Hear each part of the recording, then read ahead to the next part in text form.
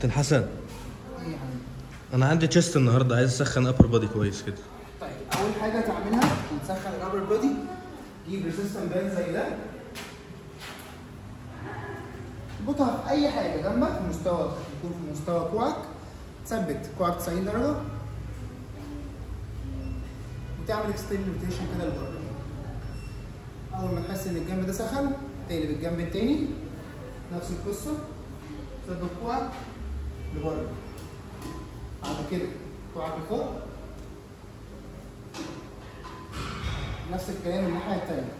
حسيت ان جوه الروتيتور كاف بدات تسخن معاك، كتفك بدا يسخن معاك، امسك اخف دمبل ممكن تلعب بيه في الجيم، حاجه خفيفه خالص 2.5 مثلا، تيجي تسخن بيه كتفك، رفرفه جانبي من 10 15 20 عد لحد ما تحس ان كتفك الجانبي بدا يسخن معاك، رفرفه امامي نفس الكلام 10 15 20 عده وانت واقف، ظهرك مفرود، شولدر بريس، زق الدمبل فوق دماغك على طول، حركه مستمره 20 25 عده، كده تنزل الدمبل. بايسبس نفس القصه 20 25 30 عده لحد ما تحس ان البايسبس سخنت.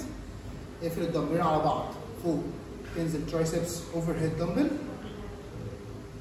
لحد ما تحس برضه الترايسبس بدات تسخن معاك. انت كده يعتبر الابر بادي بدا يسخن معاك كويس.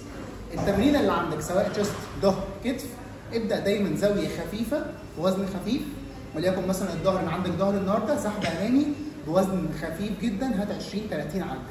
انت كده بدات تسخن التمرينه كويس، ابدا بقى تمرين.